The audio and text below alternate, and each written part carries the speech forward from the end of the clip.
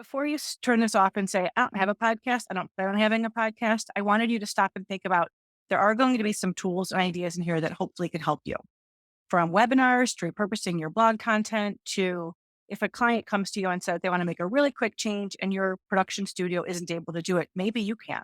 So there are some things you could be doing. And again, I don't pretend to be an expert in video production.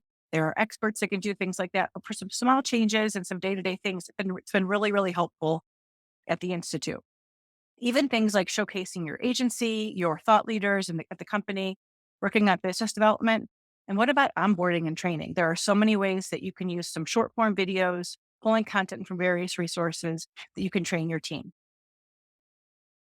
So our podcast again, so Monday morning, look, this was this week, Monday morning at 9:30, Mike sent a Zoom message to Claire and I and said the podcast is ready. So I went to the brief, downloaded the files from Zoom, and then I got started. So from every Zoom file, we get one podcast episode, 4 YouTube videos, 4 blog posts, 5 short form videos at least, and then 9 social shares. And the 9 social shares is really just the way we're doing it right now. You can do many, many more than that, but that's the way we're doing our process. So if you've heard me talk before, you know that I love Descript. It was one of the first things I learned when I started at the Institute a couple years ago. And I'm going to walk you through this process. So I'm getting really in the weeds here. So I open up Descript, I take the MP4 that Mike had shared with me, and I drag it into Descript.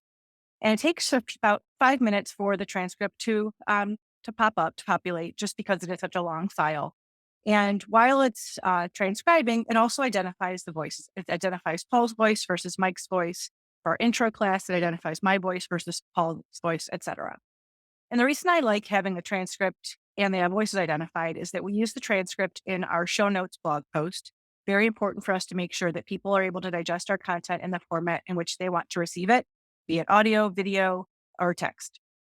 And then when it shows whose voice it is, it's really good for me and Claire to be able to pinpoint certain areas in the podcast where we can then pull that content